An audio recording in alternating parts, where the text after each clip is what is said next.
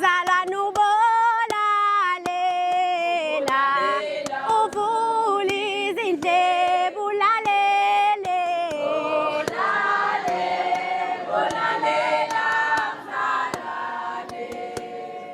Nzalwa nubolalela uvula izindlebe ulalele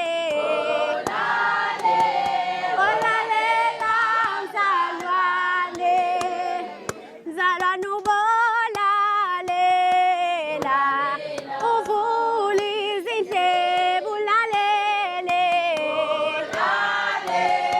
olalela mzalwane Nzalwa nubolalela uvula izindlebe ulalele ubolalela mzalwane ubalela uvula izindlebe ulalele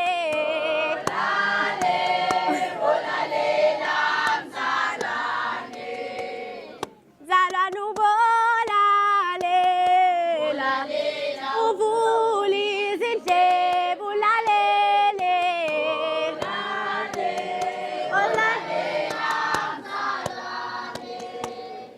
Nzalwa nubolalela uvula izindlebe ulalele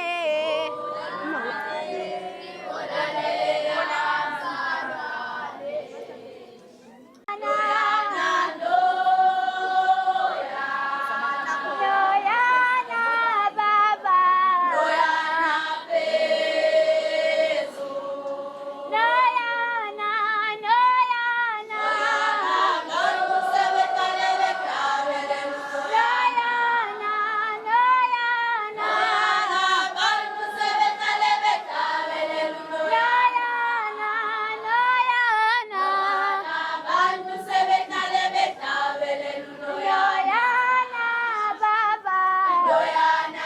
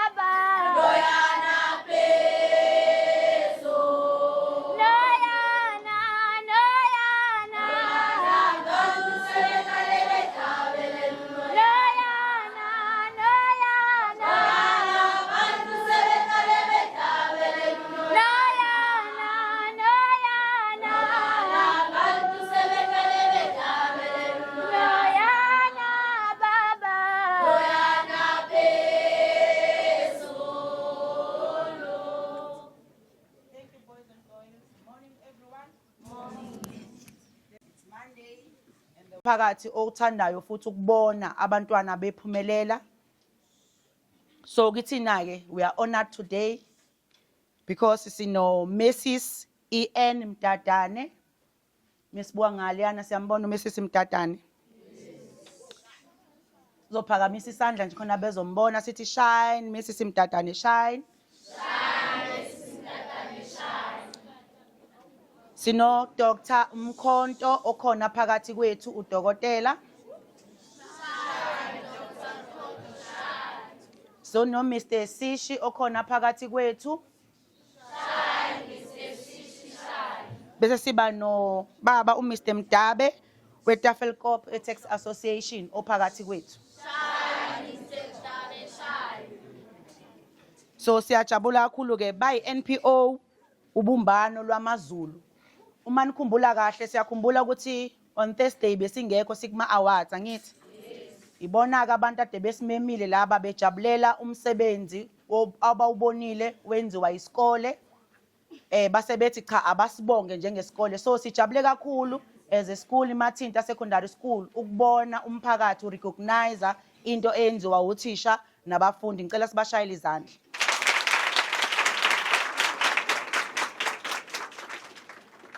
So ngingakabaniki ithuba Ngicela siqale ngokuthandaza ngoba sogcina sesikhohliwe bese sikwenza konke after. Shall we close our eyes and pray? Baba siyabonga ekseni umusa wakho nothando. Sibonga ukuthi usinikile amandla okuvuka, wasipha ingqondo. Ekseni wasipha abantwana, wasipha ifamily. Ekseni siza siyifamily yaseMathinta. Sizothi siyabonga baba umusa wakho nothando ukuthi usilondile wabakanye nathi. Uma uqala lo nyaka sicela umusa wakho ube phezulu kwesikole. Ungasiyeki uNkulunkulu wethu ongcwele, ithemba lethu lonke lethu likuwe, ngaphandle kwakho asikwazi ukwenza yonke lemisebenzi. Kodwa uma ukhona wena uNkulunkulu konke kuyenzeka. Siyabonga ukuthi ke uyasiza futhi uyasilekelela njalo ukuze siqhubeke siye phambili. Thatha udumo ekseni egameni lika Jesu inkosi yamakhosi. Amen. Baba wethu ezulwini,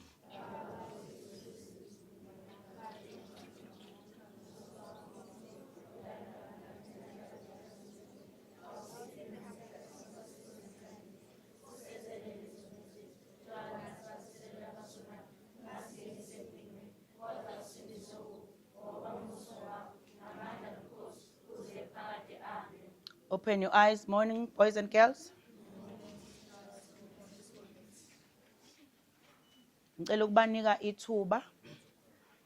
Angazi uzoqala muphi kodwa ngicela ukudedela kumama uMdadana. Ayeye Mathinta, ayeye. Ayeye. Mathinta, ayeye. Ayeye. Sanibonani. Niyaphila Mathinta? Ngiyaphila nami. Ngiyajabula kakhulu ukuba la eMathinta. Kokuqala ngiba khona. Kodwa namhlanje into edala ukuthi size la imisebenzi yenu. Bonke kakhulu mema omkhulu, memndunakazi. Siubonile. Siyabonga. Cela ukubingelela nje umema omkhulu, bingelele othisha bonke baseMathinta, iSGB, abapheki, phoyisa lesikole, bese ngibingelela nabafundi egameni elihle lenkosi yethu Jesu. Angihambi ngedwa, ngihamba nobaba, kodwa labo baba esihamba nabo obaba bendawo abanithandayo kakhulu ngohlobo oluyisimanga. Into esilethe la asizonilibazisa, siyazi sinomsebenzi omningi. Sike saba nama award last year, kodwa besinganibalile ikakhulukazi kuleli side elingala. Besibonga khona othisha nabafundi besebenzisa lezi izikole ezikuleli side elingale. Niyazi ke khona onwabi, khona osikhwama, khona omhawu. Kulonyaka sasesaqala safaka neMathinta ngokubona imisebenzi, safaka ofunda induku kanjalo nezikole lezi ezikozwelibovu. Sizonibonga ke batabami, siyazi ukuthi niphasa kahle u100%. Siubonile eMathinta kubafundi ngonyaka odluli ka2024, sawubona ngo2025, sabona nothisha esibabonga kakhulu ukuthi benze 100% bonke ezifundweni zabo, okusho ukuthi eMathinta akekho uthisha ophuma eceleni. Umema omkhulu mangabe egcizelela ukuthi esikoleni ngifisa ukuthi kube kanje. Sibonga lokho kubambisana phakathi kothisha nomema omkhulu kanye nabafundi neSGB yesikole.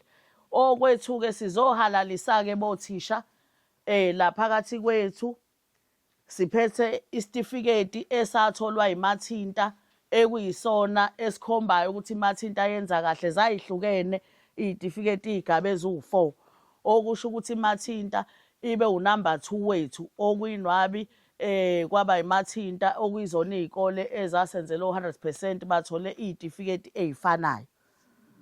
Siniphathele ke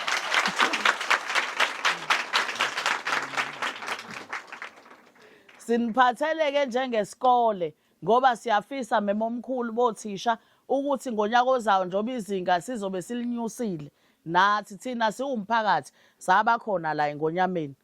Niyangazi ekhaya la koSishi khona ngisho intombi zami la ngunomehlo mema omkhulu, ngiyazibona nje ziyambona umama wentombi. Nami ngiyabona nemazisho uNoyana sekuthi angishove phela mina, yabona manje. Kodwa ke asikho lapho.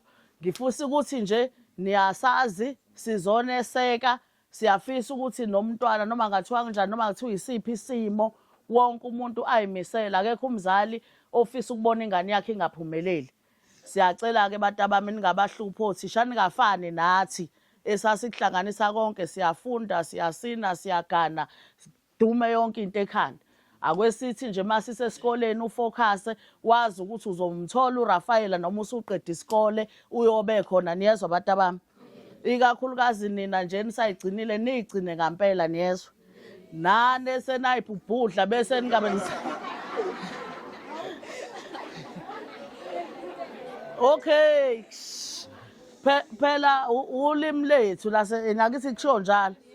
Nathi esesakhubeka singabeke sisakhubeka qhubeka nemfundo ke thatha bambisisa lokhu ke okufanele kukusiza ukuthi nala uwe khona endleleni kodwa mangabe sekukhona iphepha oliphethe akekho umfana ongakujwayela kabi. Umfana ukujwayeliswa ukuthi awuphethe lutho esandleni siyezwana. Ithi mawuphethe into yakho ube yilo umuntu oyena noma ngathiwa usuwile endleleni kodwa mawuphethe umatric wakho uphethe ukuthi mina senginako lokho akekho yokuthatha kancane futhi thina sikhona siphethe odokotela la siphethe obaba umdabe la ekuzothi mangabe mhlawumbe usuqedileka uyibona inqubekela phambili sikhonela nini ukuthi hayi senginalo iphepha akuyeki phambili ngenze njani. Asikwazi ukuthi sibe no Dr Mkhonto okuyena obehlele yonke le nto esegroundini bayazi bakhona ababekhona lapha enwabe groundini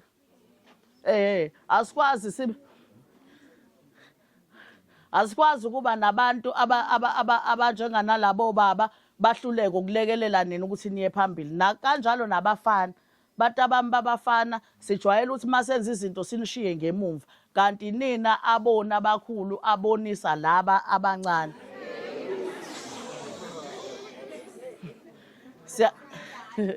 Siyanikhuthaza ke kakhulu niyimathinta siyabonga kakhulu memo omkhulu siyabonga bothisha na umsebenzi siyanibonga kakhulu.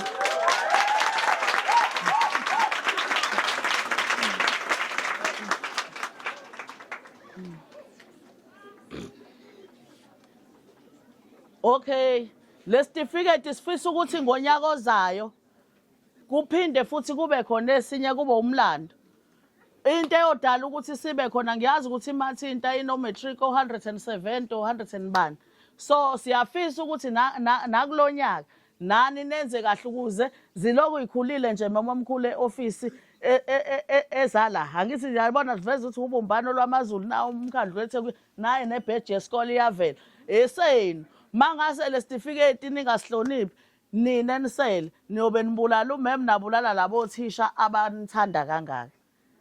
Zocela nje nami ngaze ngidla isikhathi kakhulu nginikeze ubaba umdabe oyena futhi okhona la embonini ngigibela izimoto zabo baphinda noma sesiya lapha egroundini babe silekelelile ngamatekisi. Zocela nje ukunikeza ubaba umdabe akhuthaza abingelele kubafundi siyabonga.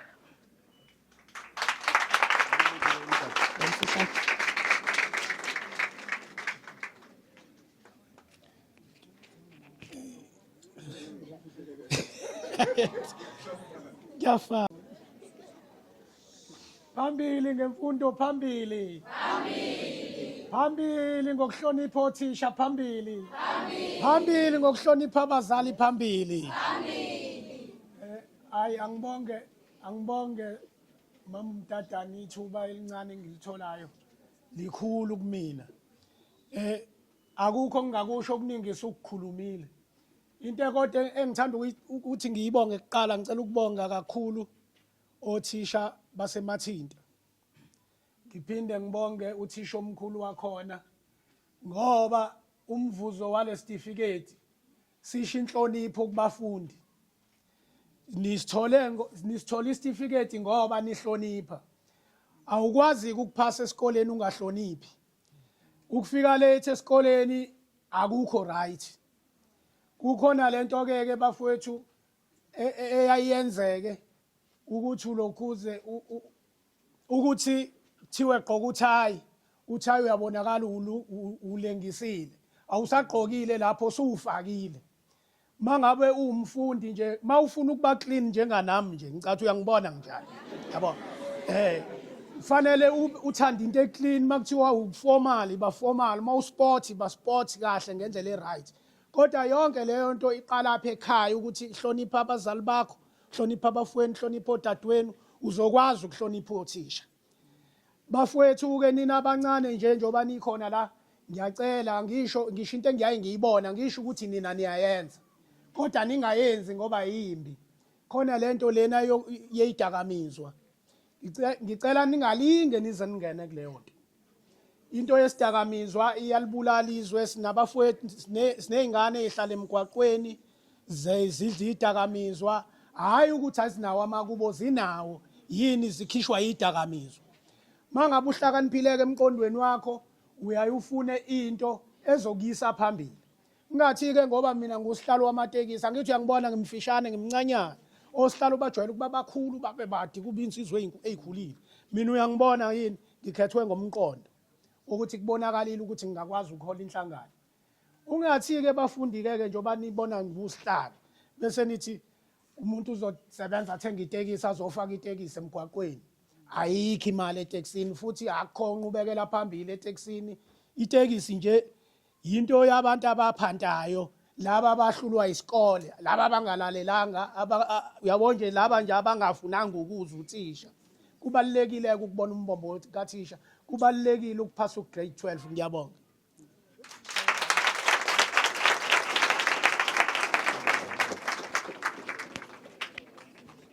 Okay, sicela ukubonga kakhulu kubaba uMdabe, sibonge mema omkhulu, sibonge nakothisha bonke. Sihamba nenhlanzeko media, ngicela ni followe, angithi nawo amafoni kodwa niwaphathe esikoleni. Mase nifike emakhaya sihamba nenhlanzeko media eyenza umsebenzi omuhle, izingane zendawo sisebenza nabo. Bayazi futhi laba nje sihlezi sinabo nalapha emcimbini bona babesithathela izithombe, ningene epagini labo, nibafollowe, nilike, nenze njani nishoni. Kanjalo-ke ngoba nina niyazi namhlanje nje bazothi mabefika nizothi nibuya nje esikoleni mase nithinta amafoni ekhaya, imathinta izobe igcwele nje kuzobe kuphithiza nina epagini labo. Ukuthi phela nisesikoleni ngabe ngithi asishutheni nje ngamaqoqo kodwa kulate, hhayi ngishaya ubaba omkhulu. Okay, mhlampe mema omkhulu nabafundi ngiyocela nje memo makukhona mhlawumbe ama-program eninawo esikole nisithinte. Ubaba udokotela phakathi kwethu ngeke size simkhulumise namhlanje ngenxa yesikhathi, kodwa makukhona izinto enizibonayo esikoleni ukuthi niyashoda ngazo, niyafisa sinilekelele, niyafisa mhlawumbe abafundi banento ethile, nisikhulumise nje thina sobona ukuthi sikhuluma kanjani no-Dr. Mkhonto ngoba abantu abanamandla mawukhuluma nabo. Ukuthi abantu abangathandi ukuthi bandela bayenza kuphela. Nina nithi nje nithi hayi ngoba imathinti nezingane ezingaka sinawo umbhobho wokumemeza. Awu ngabona sesibuya nespeaker nje nombhobho siyabona. Noma nini nezinto zesikole nabo abafana bami benze nje into yesikole ngoba siyathanda izinto ezinhle ukuthi abantwana bajabula, bathi befunda bebejabula. Sikhona bomemo, sikhona bothisha bami, nisithinte, siyanithanda, niqhubeke nenze umsebenzi omuhle, sicela ukubonga kakhulu.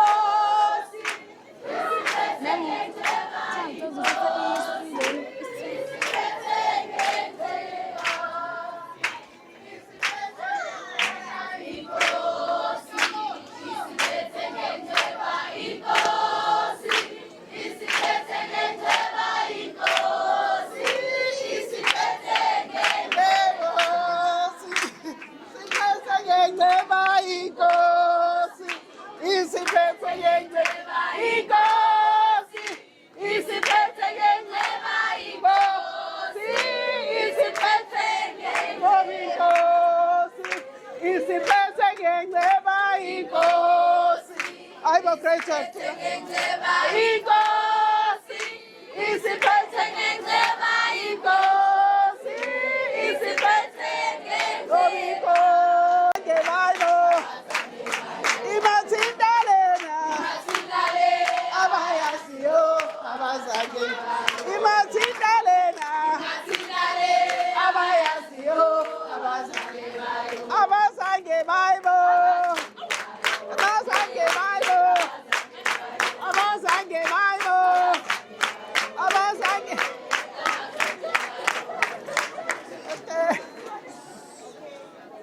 certificate nifice aba 2024 2023 bathi 98.3%, bathi aba 2024 ngeke siyenze thina lonto mem sohamba sonke. 2024 bathi 100%, 2025 bathi ngeke sihambe, bathi bona 100% with 71 bachelors out of 88 learners. Sibashayela izandla.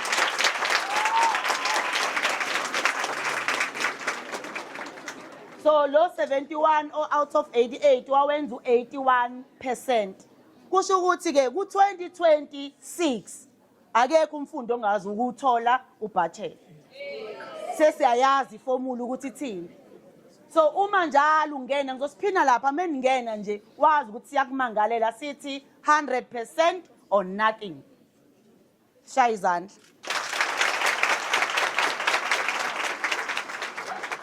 Lento kuyisenze sabuka change sathi 2026 all learners will be in school at 7 o'clock.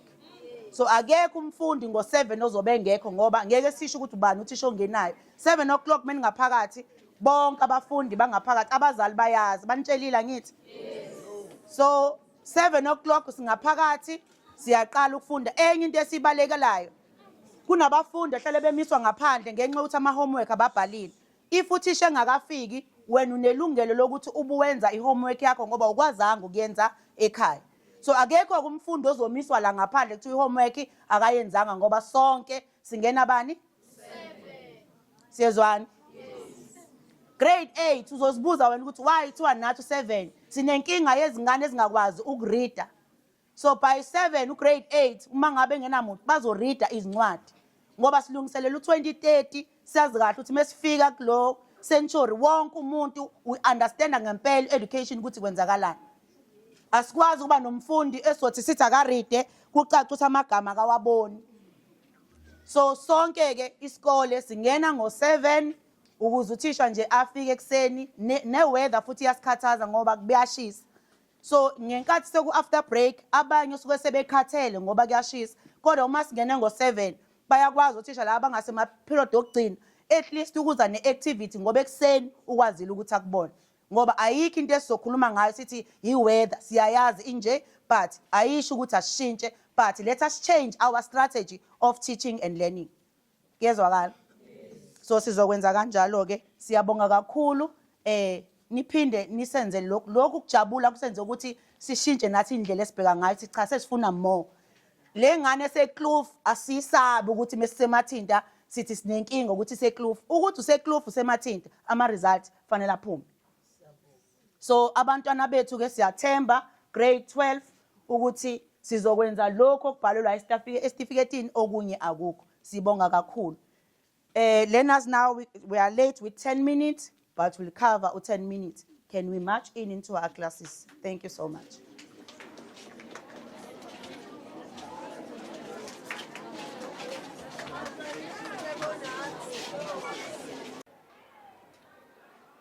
This is Matinta Secondary School. I'm having uMesisi Khumalo noMesisi Mtatane.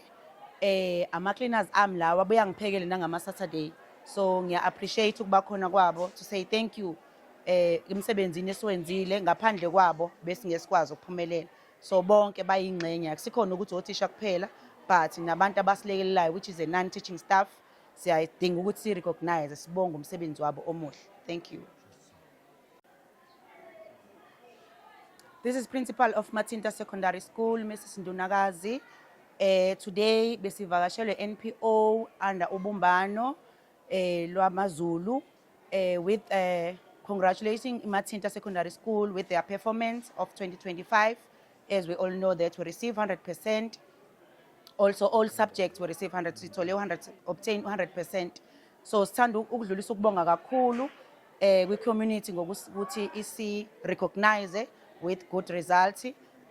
Nabe behamba nabo, inhlanzeko, ababekade bekhona bezosilekelela. Siyabonga kakhulu, sithanda ukudlulisa ukubonga kwi-community, ne-NPO, indlela abasenzele ngayo. Sithi nje siyimathinta, sibonga kakhulu. Thank you.